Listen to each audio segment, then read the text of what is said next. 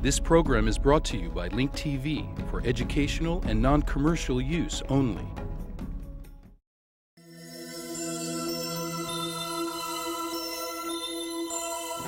Mosaic, a daily news program from Link TV, presents a selection of news reports from independent and state-controlled broadcasters from throughout the Middle East.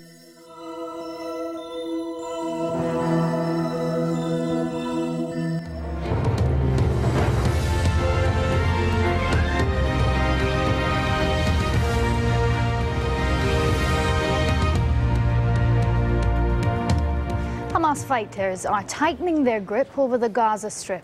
Latest unconfirmed reports say that Rafah, near the Egyptian border, is now in Hamas control.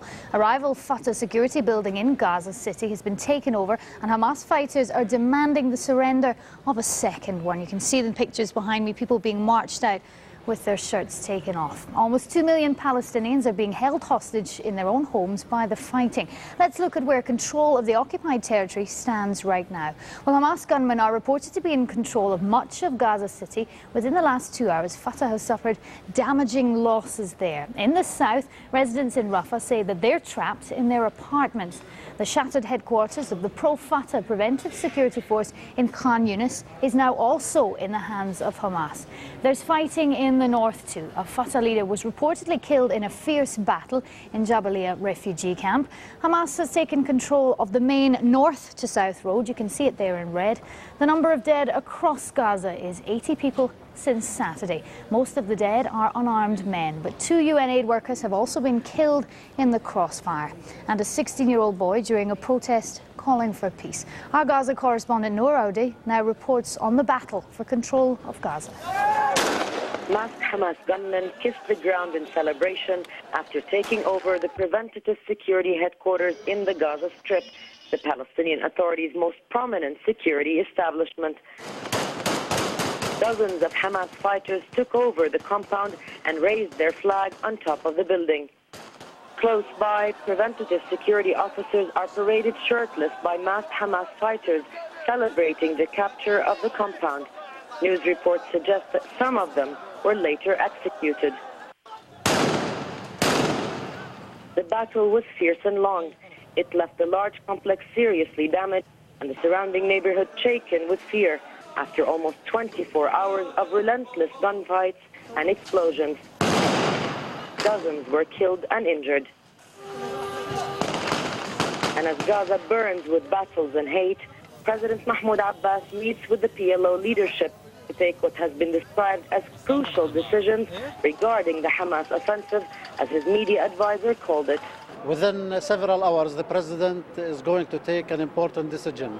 There are some options, and the options are very clear, whether we reach a ceasefire or there will be a drastic decision concerning the current government and the whole political situation.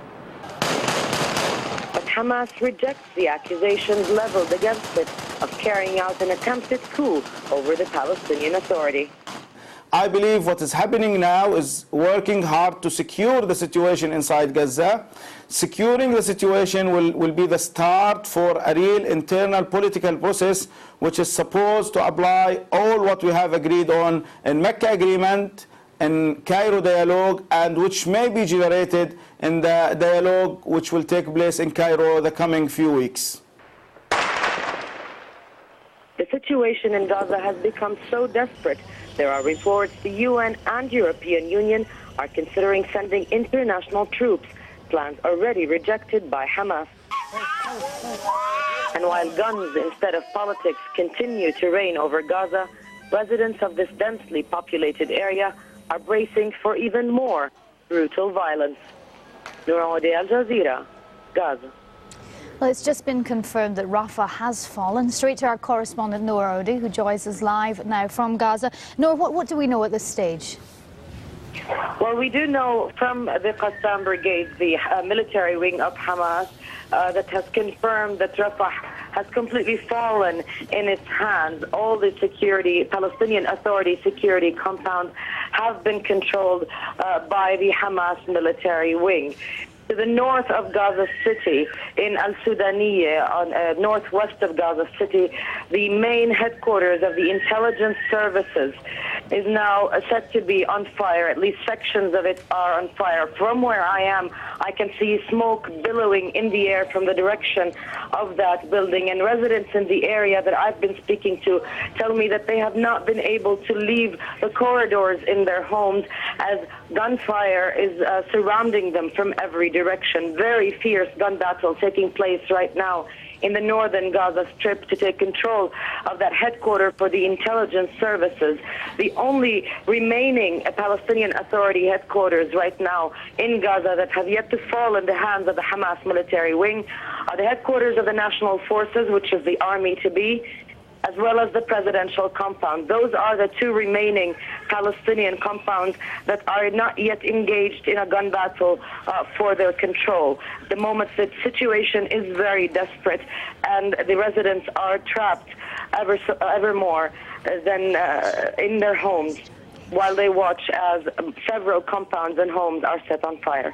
Noor, do we know if this is likely to have any effect on the Rafah crossing?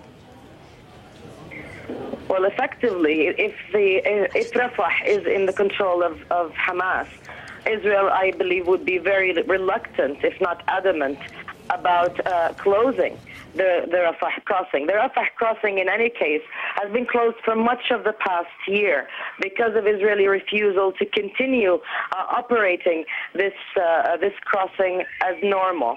So most of the Palestinian residents who want to leave the Gaza Strip or enter the Gaza Strip have had a lot of difficulty over the past year. Now that Rafah has fallen in the hands of Hamas, it would be very difficult to imagine that the European observers would be allowed in, especially that the system in which this Rafah crossing operated depended on the presence of the Presidential Guard. Without their presence, the agreement would be breached. Noor, thank you very much for that. Well, let's go straight to Jackie Rowland and get some developments there. She is in Ramallah. Jackie, what's going on where you are? Well, what's going on is that we're starting to see a backlash now in the West Bank. Fateh, having really been humiliated and all but defeated in Gaza, are starting to take the initiative here in the West Bank. And we're getting reports from all over the West Bank of Fateh gunmen attacking offices, buildings related to Hamas. And in fact, here in the Ramallah, where I am now, we've been hearing shooting, the sound of fire engine sirens as Fateh masked men have been going on the rampage through the city, attacking and trashing offices, businesses, either known or believed to belong to Hamas supporters. We've also heard reports that some premises have been set on fire. Jackie, we know that some big decisions are being made about the future of the unity government. What do we know on that score? What we know on that score is that President Mahmoud Abbas is currently ruminating his decision. A short while ago, probably about half an hour ago, he emerged from the Muqata, his presidential compound, which you can see behind me, to go off and consider his decision. A spokesman of his indicated that the PLO Executive Committee had made 3 strong recommendations as to the next course of action. They recommended that President Abbas should dissolve the coalition government. Therefore, we'd see Fateh coming out of the government, which it's been sharing with Hamas up until now. So a dissolution of the government, declare a state of emergency and appoint an emergency interim government. So those are the 3 courses of action recommended by the PLO Executive Committee. But President Abbas himself hasn't actually taken a decision yet about what he's going to do. Jackie, do you think that possibly we're seeing a divide developing here where Gaza is controlled by Hamas and the West Bank by Fateh, where they're more popular? That is certainly a scenario that people are starting to describe now, the scenario of de facto 2 separate Palestines, one in the Gaza Strip controlled by Hamas, another one in the West Bank controlled by Fateh. The fact of the matter is, though, although we've talked for a long time about one Palestinian territory, the reality on the ground is that these 2 societies, these 2 territories have developed very differently over the years that they've been separated.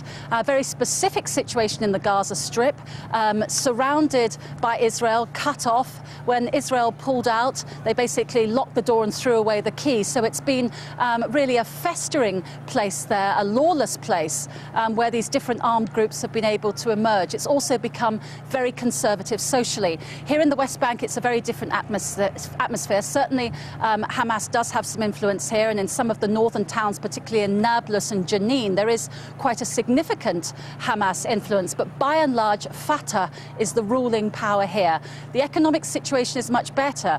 People in the West Bank have businesses, have jobs. The kind of dire circumstances that people have been suffering in Gaza do not exist to the same extent here in the West Bank, and that's why up until now we haven't seen the kind of violence that the people have been suffering in the Gaza Strip. Jackie, for that update, thank you.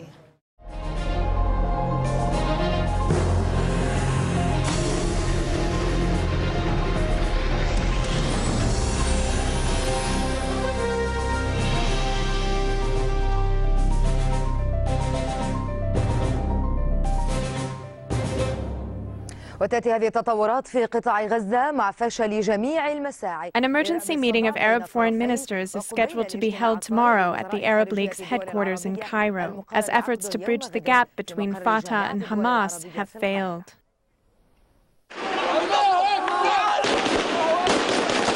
تاريخ فلسطيني جديد تسطر آخر فصوله بنادق الصدارة. A new page in the Palestinian history is being made by Palestinian fighters who turn their guns against one another.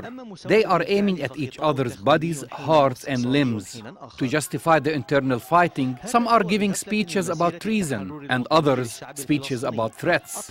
In the name of liberating the Palestinian people, all of a sudden the brother is killing his brother and Palestinian blood is being shed by other Palestinians. The two Palestinian factions, Fateh and Hamas, who were supposed to achieve liberation, are accusing each other of treason. They are struggling over an authority that has no tangible authority or power in the shadow of the occupation. Both Hamas and Fateh feel threatened by one another. Palestinian officials say that the internal fighting is wrong, but these words are meaningless on the ground. We are the leaders of the largest two factions. None of you have the authority in Palestine to open fire on your brothers like you have claimed. Let us start a new era of a new government that can function and end our suffering and the suffering of our people. These two speeches were made after the Mecca agreement, which did not last long. Since violence has increased and worsened the effects of the siege, and Palestinians in Gaza are being held hostages by their supposed liberators, this situation was allowed to happen by the lack of Arab reactions. Gaza became a prison of 1.5 million Palestinians. The prison guards were not only the Israelis, they were also the Arabs who did not do anything to stop the siege, which caused the Palestinians to suffer on daily basis. This explains why the internal fighting has returned to Gaza. Arab countries remain silent except for some statements calling for ending internal divisions. But these divisions were actually deepened by the Arab positions towards the Palestinian plight. Some Arab regimes did not say what they really believed, and they were making alliances with some Palestinian factions and betting that they will prevail over the others. The Israelis are pleased that the Palestinians are living in dismay. They are concerned with the emergency meeting of the Arab foreign ministers in Cairo, since they believe that the Arab League is a weak body and has become a tool in the hands of certain regimes that can't offer the afflicted Palestinians in Gaza other than words of solidarity and calls to end the internal fighting. The afflicted Palestinian nation is watching the blood of its people being shed everywhere, especially in Gaza. This may end whatever remained from the dream of an independent Palestinian state. It seems that the slogan, liberating Palestine from the occupation, has been changed to liberate Palestine from its own people.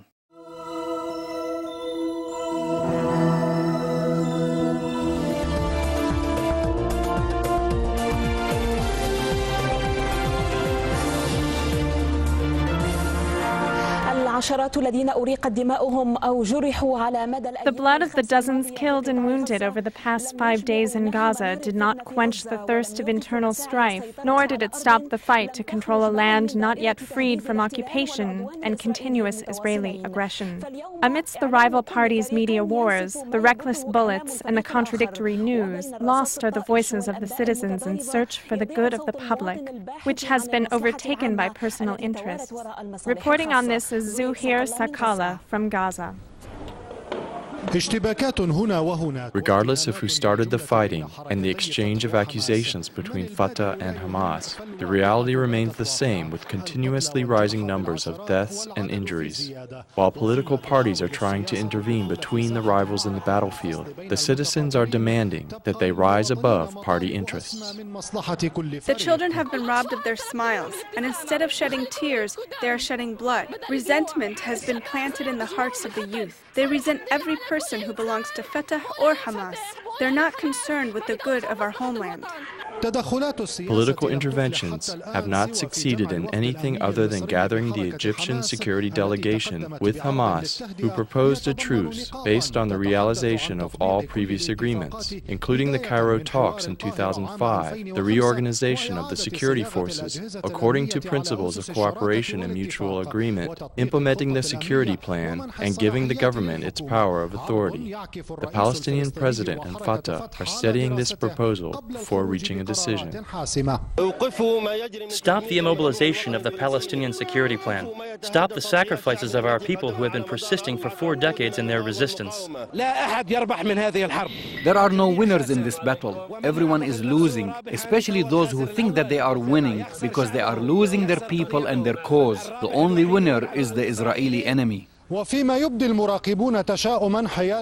observers are pessimistic about the near future, the awaited decision of the Palestinian leaders will be detrimental to any speculations about future steps. Reporting from Gaza for Dubai TV, this is Zuhair Sakala.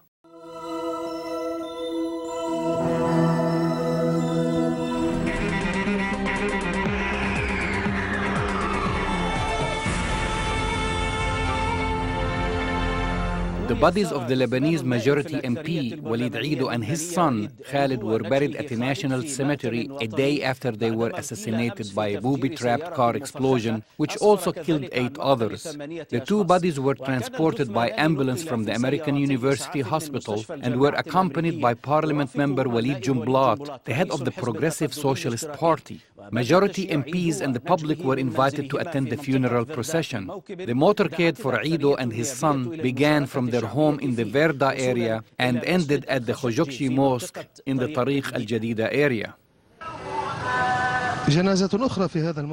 Another funeral is being held during this open, bloody season, which moves from one area to the other, victimizing one person after the other. A popular funeral procession, marked by calm and solemnity, was held in Beirut for the late MP Walid Aid, his son Khaled, and his companion Saeed Shuman. Leaders from the majority forces participated in this procession. The motorcade began from the American University Hospital, passing by the home of the late MP, and arrived at the Martyrs Cemetery. The streets were completely closed and witnessed some very limited tensions. Before the burial, representatives from the oppositional forces, including members of Nabi Bari's bloc, attended the service at the mosque. The country's Mufti, Sheikh Mohammed Rashid Kabani, led the worshippers in prayer before he made a speech blaming some parties in Lebanon and outside for this crime. The deaths of these 3 martyrs are a result of a policy of scheming, malice, and hatred, which some people are practicing in Lebanon. Their deaths are the result of the policy that had threatened to shake the security and stability of Lebanon should the UN Security Council form an international tribunal. The Qazakshi Mosque, where the coffins of Eido, his son, and companion were taken, was filled with mourners and angry chants. The leader of the future party, MP Saeed al-Hariri, who appeared particularly affected, gave a brief speech concluding with the following message. I just want to say to these criminals, we are not afraid of anything except of God the Almighty.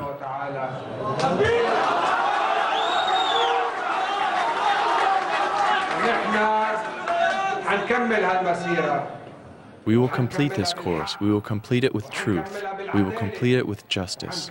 We will complete it with calm. But no one should think that anyone can bring these people to their knees or scare them. The late MP Eido and those with him died at a critical stage of political tension and lack of security. However, nobody here expects a dramatic change in the status quo, at least not in the near future. Meanwhile, these kind of images continue to dominate Lebanon's modern history. Random explosions, bloody assassinations, military battles in Nahar al-Bared refugee camp in the north, absolutely no political horizon. These are complete ingredients for a catastrophe. Despite all this, some people are saying that the worst has yet to come. Ali Noon, Al-Arabiya, Beirut.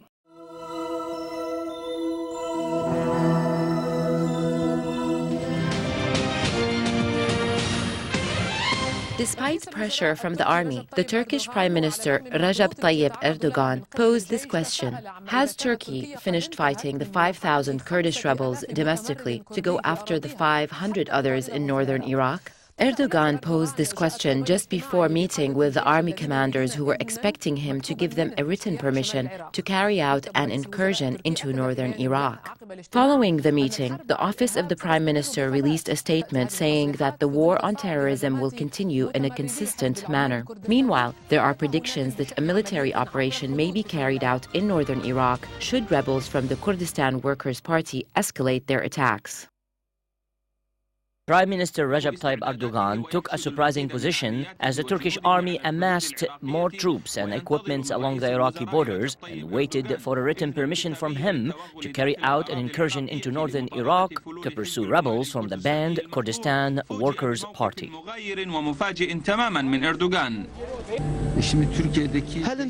Has the battle inside the country ended that we should focus on Iraq? Has our fight with the 5,000 terrorists finished domestically that we should now be pursuing 500 others in northern Iraq? Despite political pressure, it seems that Erdogan decided not to succumb to the army's demands. After meeting with senior army commanders, his office released a statement saying that both the government and the army agree that terrorism must be fought to the end. Meanwhile, some news agencies said that armed fighters from the Kurdistan Workers' Party released a statement in which they offered a unilateral ceasefire.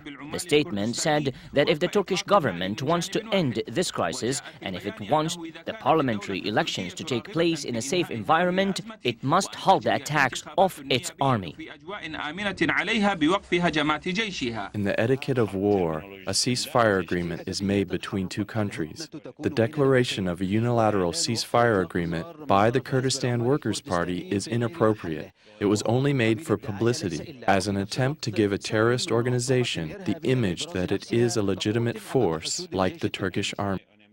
While on a visit to Ankara, General Yap Dehap Schaefer called on the Turkish government to maintain self-restraint and to end the conflict with the Kurdistan Workers' Party as soon as possible.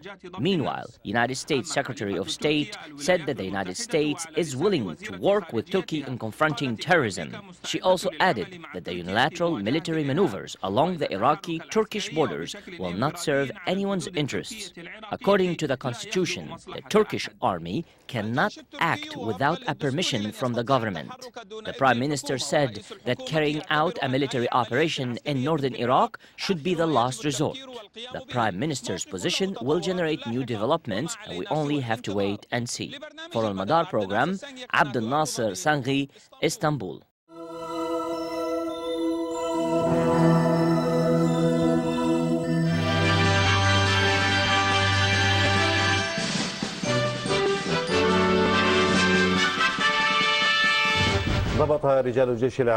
In the Mina province, Iraqi soldiers found a factory for producing explosive devices in the city of Mosul. An army source confirmed that residents provided intelligence information leading to this discovery. Once again, men from the Iraqi army have proven their abilities to combat terrorism. After residents provided information to the Iraqi forces in the city of Mosul, the heroes of the army carried out a search of the suspected area, where they found a confectionery that was being used by terrorists to manufacture landmines, explosives, and explosive devices. It was also used as a storage facility for the materials they were using in their sabotage operations. The police and the army had a plan to search the industrial area. We agreed to come to the factory immediately.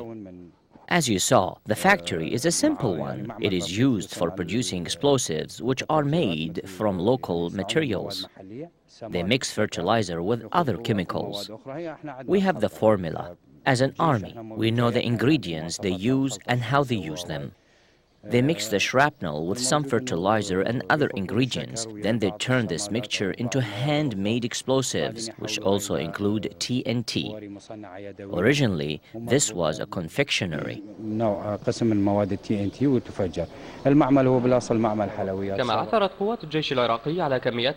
The Iraqi army also found a large amount of explosives and many medium and lightweight weapons. Then the Iraqi forces destroyed the factory and finished off this hideout, which was used by gangs in their sabotage and terrorist operations that target civilian life in the city. ضمن عمليات البحث المستمرة على الإرهابيين وأوكارهم During the search for terrorists and their terrorist dens, today, thank God, we found a factory for making explosive devices in the Karama industrial area. There was an abundance of explosive devices found in the industrial area and the streets nearby that lead to Muammar al-Rami. Honorable citizens provided the army with information, and we were able to find this hideout that is before you.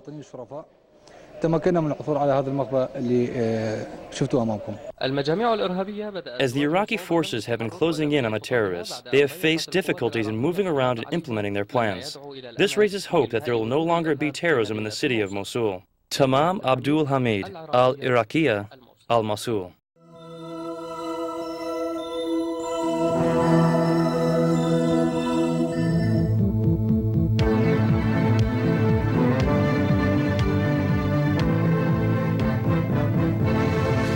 Islamic Revolution leader Ayatollah Ali Khamenei on Thursday released a condolence message to all Muslims on the desecration of the holy shrines of Imam Hadi and Imam Hassan Askari in the Iraqi city of Samara. The leader said the intelligence apparatus of the Zionists and Iraq occupiers is behind the heinous attack, adding Muslims should exercise vigilance and restraint in the face of enemy plots. Ayatollah Khamenei said Wednesday's attack on Islam's holy shrines made the heart of all Muslims sink. The leader added that the occupiers have left the door open for terrorists to spread warmongering policies aiming to shake the pillars of the democratic Iraqi government. Ayatollah Khamenei then urged the Sunni clerics and scholars to condemn the Samara attack and distance themselves from its perpetrators. Wednesday's terror attack on the holy shrine of Imam Hadi and Imam Hassan Askari in the Iraqi town of Samara has provoked strong reactions both at home and abroad. People in the holy Iraqi city of Najaf, Basra, and Baghdad's Sadr city staged rallies on Thursday calling for the withdrawal of the occupation troops from their country. Similar rallies were also held in Bahrain.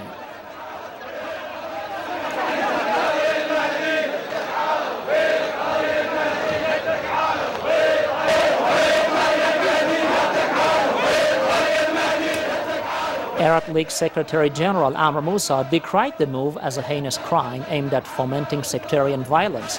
The United Nations cultural body, UNESCO, also condemned the terrorist act as a move to harm the common human heritage and voiced readiness to help with reconstruction of the Samara holy shrines.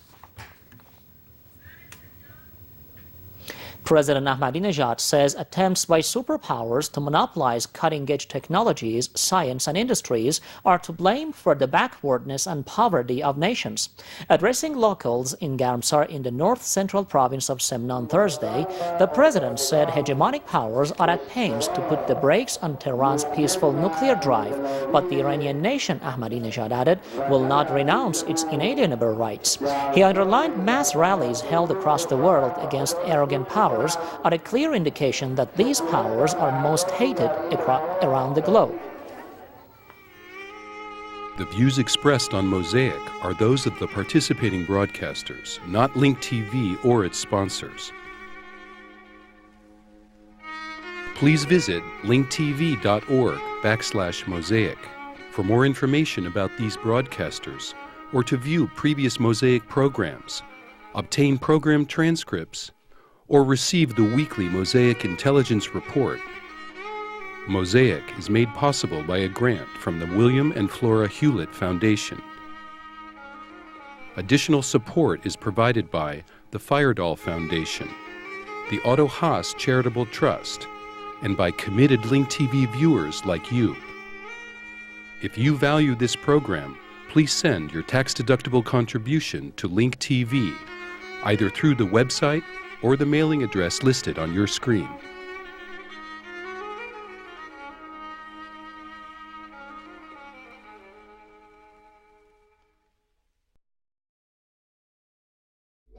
This program was brought to you by Link TV for educational and non-commercial use only.